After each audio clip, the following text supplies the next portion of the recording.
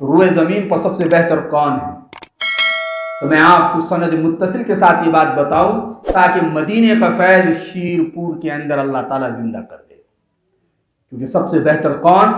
سرکار کی خبر سنیے، اور اس خبر کو میں نے خود اب سنا ہے اپنے استاد شیخ الحدیث حضرت مولانا شیخ محمد یونس صاحب جونپوری رحمۃ اللہ علیہ کے زبانی، اور حضرت نے اپنے استاد شیخ الحدیث حضرت مولانا محمد زکریا صاحب نور اللہ مرقدہ سے، اور حضرت شیخ نے اپنے والد حضرت مولانا محمد یحییٰ صاحب کاندھلوی رحمۃ اللہ علیہ سے، اور حضرت مولانا محمد یحییٰ صاحب کاندھلوی رحمۃ اللہ علیہ نے اس خبر کو سنا ہے حضرت مولانا رشید احمد گنگوہی رحمۃ اللہ علیہ سے، اور رشید احمد گنگوہی رحمہ اللہ نے حضرت شاہ عبد الغنی رحمۃ اللہ علیہ سے، اور انہوں نے شاہ اسحاق رحمۃ اللہ علیہ سے، اور انہوں نے شاہ عبد العزیز رحمۃ اللہ علیہ سے، اور انہوں نے شاہ ولی اللہ رحمہ اللہ سے، اور حضرت شاہ ولی اللہ محدث دہلوی رحمۃ اللہ علیہ نے ابو طاہر المدنی سے، اور ابو طاہر المدنی نے شیخ ابراہیم القردی سے، اور شیخ ابراہیم القردی نے شیخ احمد القشاشی سے، اور انہوں نے شیخ احمد بن عبد القدوس الشناوی سے، اور انہوں نے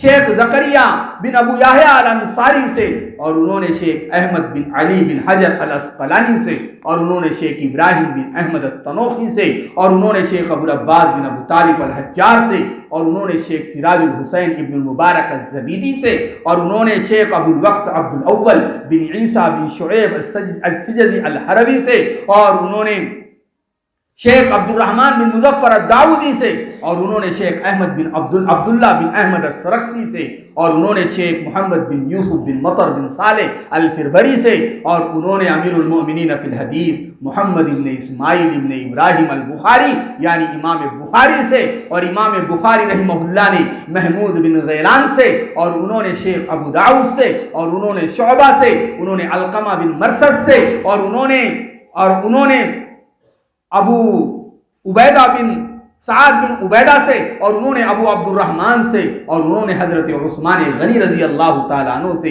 اور حضرت عثمان غنی رضی اللہ تعالیٰ عنہ نے جناب محمد الرسول اللہ صلی اللہ علیہ وسلم سے کیا خیرکم من تعلم القرآن وعلمہ، کہ روئے زمین پر تم میں سب سے بہتر وہ ہے جو قرآن کریم کو سیکھے اور اس کو سکھائے۔ تو روئے زمین پر سب سے بہتر کون؟ جو قرآن کو سیکھے اور سکھائے۔ کس کی خبر ہے؟ رسول اللہ صلی اللہ علیہ وسلم کی خبر ہے، مدینے والے سرکار کی خبر ہے کہ روئے زمین پہ سب سے بہتر قرآن کریم کو سیکھنے سکھانے والے ہیں۔ کیا ہوگا؟ اللہ تعالیٰ قرآن کی تعلیم کی برکت سے سب سے پہلے امت سے گمراہی کو دور کریں گے، ضلالت کو دور کریں گے، بدعات و خرافات کو دور کریں گے۔ اللہ تعالیٰ اس کی وجہ سے امت میں برکتوں کا نزول فرمائیں گے، خیر نازل ہوگی، اللہ کی طرف سے محبتوں کا نزول ہوگا۔ میرے بھائیوں، ہماری بستی امن چین محبت کا گہوارہ بن جائے گی۔ ابھی آپ کے سامنے بچیوں نے شادی کے عنوان پر مکالمہ پیش کیا ہے، یہ سب خرافات کیوں؟ بچوں نے مدرسے کے تعلیم کے مطابق مکالمہ پیش کیا ہے، اس میں یہ مدارس کو حقیر سمجھنا اور مکتب کو حقیر سمجھنا کیوں؟ اس کی وجہ یہ ہے کہ امت میں بدعات، خرافات، جہالت، ضلالت سب عام ہو چکی ہیں۔ اور آپ کو معلوم ہے اگر کہیں اندھیرا ہو تو کیا کرنا پڑے گا؟ بولو، کیا کرنا پڑے گا؟ اجالا کرنا پڑے گا۔ اندھیرا اجالا ایک جگہ جمع ہو سکتا؟ سفید کالا ایک جگہ جمع ہو سکتا؟ رات اور دن ایک جگہ جمع ہو سکتے؟ نہیں۔ آگ اور پانی ایک جگہ جمع ہو سکتے؟ کہ نہیں۔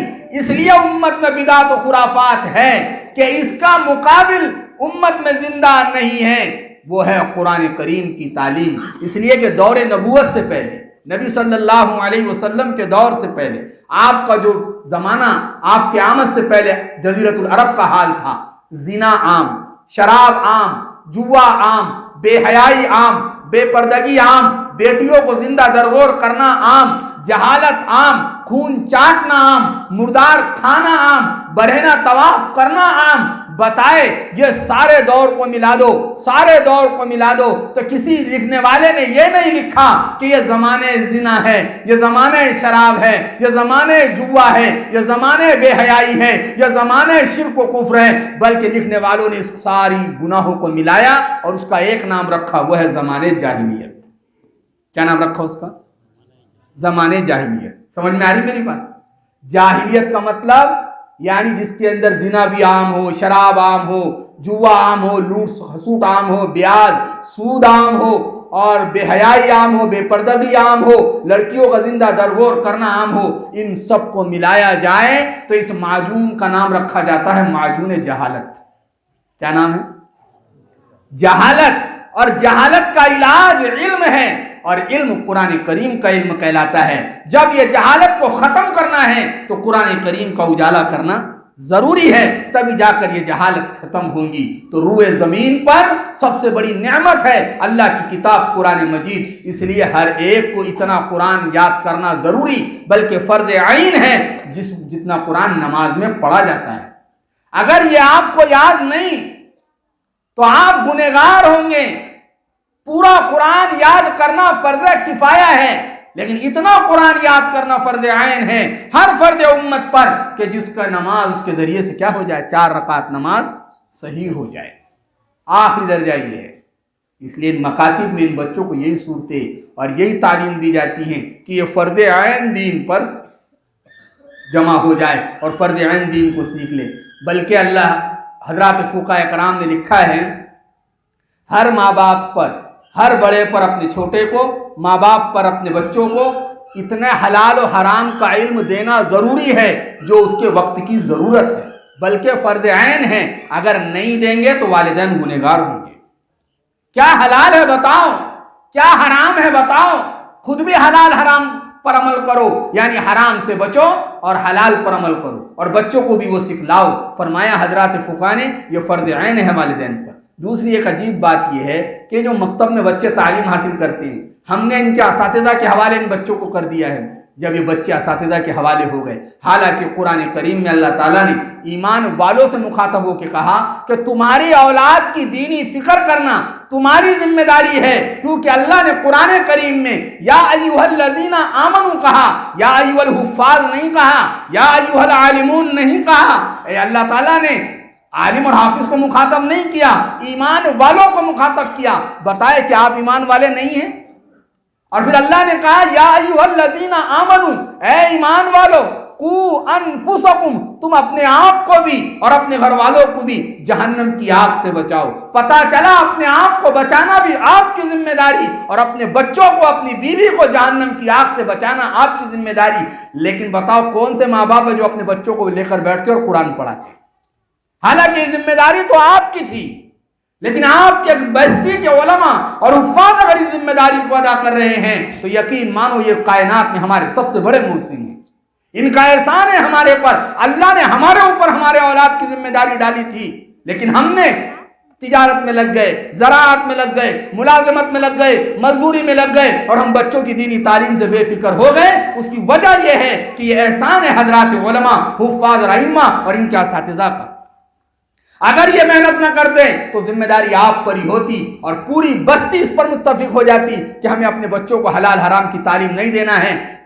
تو بتاؤ پوری بستی گنہگار ہوتی. تو روئے زمین پر سب سے بہترین تعلیم کون سی تعلیم؟ قرآن کی تعلیم. ہر گھر میں، بلکہ ایک نعرہ زندہ کرو، ہر گھر حافظ، گھر گھر حافظ. اور حافظ ہی نہیں بلکہ بچوں کو عالم بھی بناؤ. اس لیے کہ آنے والے زمانے میں ہم یہ امت علماء سے مستغنی نہیں ہو سکتی ہے. ہمیں علماء کی اور ضرورت ہے، ہمیں حفاظ کی اور ضرورت ہے. میرے بھائیوں، ہر زمانے میں اللہ نے آنے والے آفتوں، بلاؤں اور مصیبتوں کو ان قرآن والوں کی برکت سے ٹالا ہے، دبایا ہے. اس لیے آپ کو دنیا میں تو یہ اعزاز ہے کہ زمین پر چلنے والے وہ لوگ ہیں سب سے بہتر جو قرآن کریم کو سیکھے اور سکھائے. اس کے سیکھنے کے کئی شکلیں ہیں. اب بچوں کو سیکھ لے آپ مطمئن ہو گئے، ابا کیا کریں گے؟ ابا کیا کریں گے؟ اگر بچہ قرآن سیکھ گئے تو ابا کیا کریں گے؟ اماں کیا کرے گی؟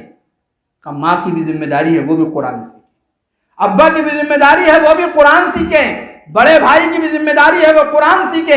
آپ ذمہ داری سے بھاگ نہیں سکتے. اگر بچوں نے پورا قرآن بھی یاد کر لیا تو آپ کی ذمہ داری ہے آپ اپنے حصے کا قرآن خود یاد کریں، آپ اپنے قبر کو خود بنائیں، آپ اپنے قیامت والے ہولناکیوں سے بچنے کا سامان خود کریں. تو آپ کو کیا کرنا پڑے گا؟ آپ کا قرآن آپ کو یاد کرنا پڑے گا. بچے تو ان کے استاد کے پاس پڑھ رہے ہیں، وہ اپنا قرآن صحیح کر رہے ہیں، لیکن ابا کا کام ہے، ابا درگاہ چوک کے اندر بیٹھ رہے ہیں، ابا پان ٹھیلوں پر بیٹھ رہے ہیں، ابا ہوٹلوں پر بیٹھ رہے ہیں، ابا جوئے کے اڈے پہ بیٹھ رہے ہیں، ابا بے حیائی کے اڈوں پہ بیٹھ رہے ہیں، بڑا بھائی ادھر ہی ہے، دادا بھی ادھر ہی بیٹھے ہوئے، کسی کے پاس کوئی وقت نہیں ہے، پھر بھی کیا کہتے ہیں، ارے وقت ہی نہیں ملتا ہمیں پڑھنے کا۔ یہ جتنی جگہ ہم جا کر بیٹھتے ہیں وہاں جا کر دیکھیں ہم سارے کے سارے لا یعنی میں مبتلا ہیں۔ لا یعنی کا مطلب کیا ہے؟ لا یعنی کا مطلب ہے ایسے کام میں مصروف ہے نا، نہ دین کا فائدہ ہو نہ دنیا کا فائدہ ہو۔ تو بتاؤ ہمارا وقت ادھر کٹ رہا ہے نہیں کٹ رہا ہے؟ تو ہم وہاں بیٹھے ہوئے، کیا یہ اچھا ہوتا ہم حافظ صاحب کو پکڑتے کہ ہمارا قرآن صحیح کر دو، ہمیں غسل کے فرائض سکھا دو، ہمیں وضو کے فرائض سکھا دو۔ تو آپ کی بھی ذمہ داری ہے۔ اب ایک بچی نے یہاں پر آ کر نعت پڑھی، تقریر کی، نبی کے اوصاف کو بیان کیا، تو کیا یہ اچھا ہوتا اس کے ابا کو بھی مائک دیتے اور ان سے بھی کہتے جو بچی نے پڑھی وہ آپ بھی پڑھ کے سنائیں، تبھی تو کام برابر ہوگا نا۔ اور پھر یہی مائک اگر اس کی اماں آئی ہوئی ہے تو اس کی امی کو ایک مائک دے دی جائے، اس کی امی بھی کیا ہے وہاں بیٹھ کر وہ سنائے جو بچی نے یہاں کھڑے ہو کر سنایا۔ اب بچی یہاں پر وضو کے فرائض سنا رہی ہیں اور ابا کو وضو کے فرائض یاد نہیں، اماں کو وضو کے فرائض یاد نہیں، اور ماں باپ خود ہی خوش ہو رہے کہ ہمارے بچی نے بہت اچھا سنائی، بہت اچھا سنائی۔ مجھے بتائے تمہارے خوش ہونے کا فائدہ کیا ہے جبکہ بچی کو یاد ہے اور آپ کو یاد نہیں ہے؟ کیا آپ پر نماز فرض نہیں ہے؟ کیا آپ نماز کے لیے وضو نہیں کریں گے؟ اس لیے میرے بھائیوں، امت کے 3 طبقے ہیں، بچوں کا طبقہ، مردوں کا طبقہ اور عورتوں کا طبقہ۔ اور اللہ کے نبی علیہ السلام نے پہلے دن سے دین کی ذمہ داری اور اللہ کے حکموں پر عمل کی ذمہ داری پہلے دن سے ڈالی ہے۔ جب اللہ کے نبی علیہ السلام کو نبوت ملی تو آپ کی دعوت پر سب سے پہلے مردوں میں ایمان لانے والے ابو بکر صدیق تھے، اور آپ کی دعوت پر سب سے پہلے ایمان لانے والی آپ کی بیوی مسلمانوں کی امی جان حضرت خدیجہ الکبریٰ رضی اللہ تعالیٰ عنہ، اور آپ کی دعوت پر سب سے پہلے بچوں میں ایمان لانے والے حضرت علی المرتضیٰ رضی اللہ تعالیٰ عنہ تھے، اور آپ کی دعوت پر سب سے پہلے ایمان لانے والے زید بن حارثہ رضی اللہ تعالیٰ عنہ تھے۔ پتہ چلا پہلے دن ہی سے اللہ کے نبی نے مرد، عورت اور بچوں کے طبقے کو ساتھ لے کے چلا ہے۔ تو سب نیت کرتے ہیں انشاءاللہ ہم بہترین لوگ بنیں گے، اور بہترین لوگ کون بتاؤ؟ ارے کون؟ قرآن سیکھنے سکھانے والے۔ کیا مطلب؟ صرف قرآن سیکھنا سکھانا نہیں، جو قرآن سیکھا ہے اس پر عمل بھی کرنا ہے۔ اور ایک بات کہہ کر اپنی بات ختم کر دوں، قیامت والے دن انہی لوگوں کا کیا اعزاز ہوگا؟ دنیا میں تو یہ سب سے بہتر ہو ہی گئے حدیث کے اعتبار سے، قیامت میں ان کا اعزاز کیا ہوگا؟ روایت میں موجود ہے، جناب رسول اللہ صلی اللہ علیہ وسلم نے ارشاد فرمایا، من قرأ القرآن، جس نے قرآن کریم کو پڑھا، وہ عمل بما فیہ، اور عمل کیا اس پر جو قرآن کریم میں تھا، تو اللہ تعالیٰ سب سے نغد انعام یہ دے گا، البسا والداہ تاجا یوم القیامہ، ان قرآن کے پڑھنے پڑھانے والوں کے والدین کو سب سے پہلے اللہ تعالیٰ قیامت کے دن تاج پہنائے گی۔ کیا پہنائے گی؟ تاج پہنائے گی۔ مجھے بتایا قیامت کے دن تاج والدین کو پہنایا جائے گا کس کی برکت سے؟ بولو۔ قرآن اور صاحب اولاد جس نے اپنے بچوں کو قرآن پڑھایا۔ اب یہاں پر میں حدیث کی تھوڑی سی تشریح کر دوں۔ من قرأ القرآن، اور قرأ یقرأ کے معنی آتے ہیں پڑھنے کے بھی اور حفظ یاد کرنے کے بھی۔ تو حدیث میں کیا آیا پتہ ہے؟ من قرأ القرآن، جس نے قرآن پڑھا، اور حدیث میں اگر یہ آتا من حفظ القرآن، کہ جس نے قرآن یاد کیا، تو دونوں معنی ہم لے سکتے ہیں۔ قرأ القرآن کا معنی یاد کرنا بھی اور پڑھنا بھی۔ تو بتاؤ اگر ہمارے بچوں نے قرآن پڑھا اور اس کے ترجمے کو سمجھا، گویا کہ ہمارے بچے عالم بن گئے اور عمل کیا اس پر، تو بچوں کی برکت سے والدین کے ساتھ یہ معاملہ کیا جائے گا کہ ان کو سب سے پہلے البس والداہ تاجا یوم القیامہ۔ بتائے جس کے والدین کے ساتھ یہ اعزاز ہوگا تو خود اس کے ساتھ اللہ کیا معاملہ کریں گے؟ بات سمجھ میں آ رہی نہیں آ رہی؟ تو کتنے خوش نصیب ہے وہ والدین جنہوں نے اپنے بچوں کو قرآن کے حوالے کیا، قرآن کی تعلیم کے حوالے کیا۔ تو ان کا مقام تو بہت بڑا ہوگا کہ والدین کو ان کی برکت سے پہنایا جائے گا۔ آخری بار اب قیامت کا منظر قائم ہو گیا۔ یہاں پر باپ بچے کو ڈھونڈتا ہے۔ اگر ابھی طوفان چھوٹا تھا اور گھر کے بچے اگر باہر ہوں گے تو ابا کس کو ڈھونڈ رہے تھے؟ ارے بولو، اماں کس کو ڈھونڈ رہی تھی؟ بچے کو۔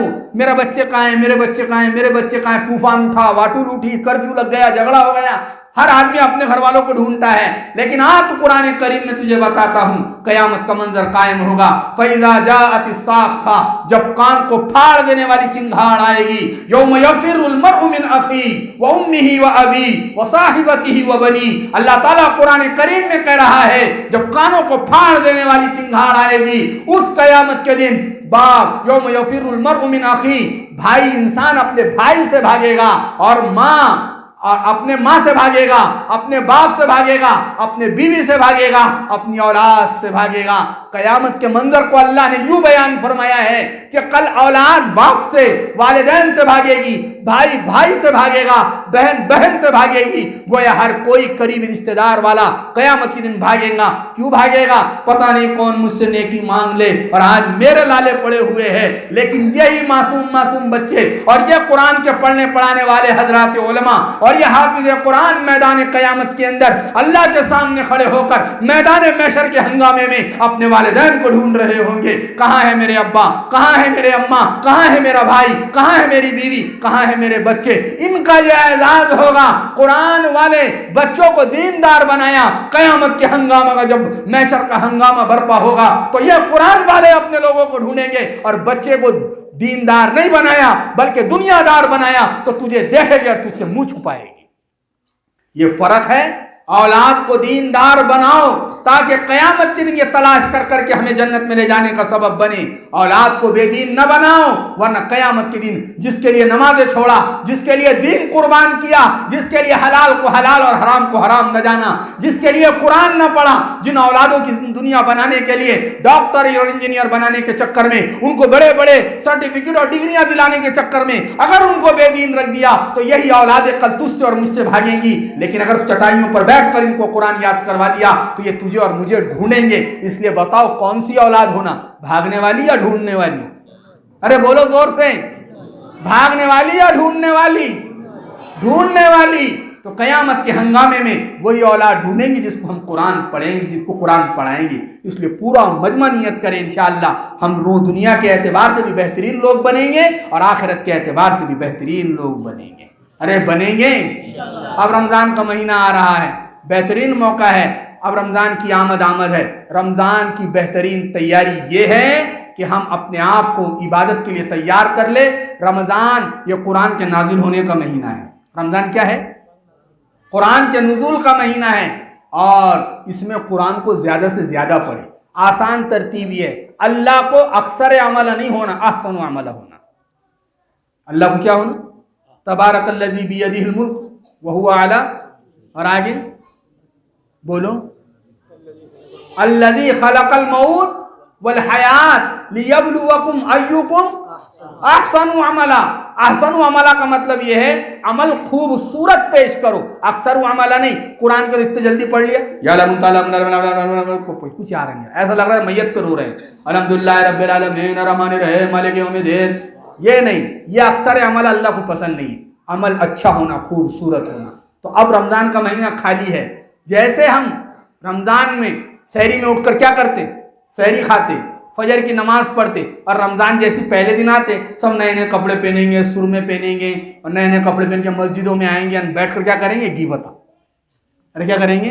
اتنا غیبت کرنے کے واسطے اتنی تیاری کرنے کی ضرورت ہی نہیں ہے، غیبت تو کہیں بھی ہوتی، لیکن ہم رمضان میں اسپیشل غیبت کے لیے تیار ہوتے، رمضان کے لیے نہیں۔ ہم رمضان میں چغلیوں کے لیے تیار ہوتے، یہ لمبے لمبے سرمے پہن کے، سفید سفید کپڑے پہن کے، چار لوگ وضو خانے پہ بیٹھ گئے کہ پانچویں کی غیبت شروع، چھٹے کی چغلی شروع۔ اب سارے خالی ہو گئے تو اب شیرپور کے ادھر کی خبر ادھر کیسا پہنچانا، اور ادھر کی انگار ادھر کیسے لگانا، اب بھائی کو بھائی سے کیسے لڑانا، محلے والوں کو کیسے لڑانا، بڑے بھائی کو چھوٹے بھائی سے، دوست کو دوست سے کیسے لڑانا۔ تو رمضان میں سرمے پہن کے لڑائیاں لگاتے ہیں، ایسی تیاری کریں۔ اس لیے رمضان کو قرآن کا مہینہ قرار دیا گیا، رمضان کو اللہ کا مہینہ قرار دیا گیا۔ اس لیے نیت کرو زبان کی حفاظت کریں اور قرآن زیادہ سے زیادہ۔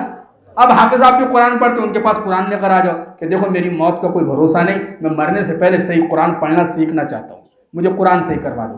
اگر آپ نے شروع کر دی اور آپ پڑھ نہیں سکے، مر گئے، قیامت کے دن اللہ تعالیٰ آپ کو صحیح قرآن پڑھنے والوں میں اٹھائے گا، کیونکہ امام بخاری نے اپنی سند سے روایت نقل کی، انما الاعمال بالنیات، اعمالوں کا دار و مدار نیتوں پر ہے.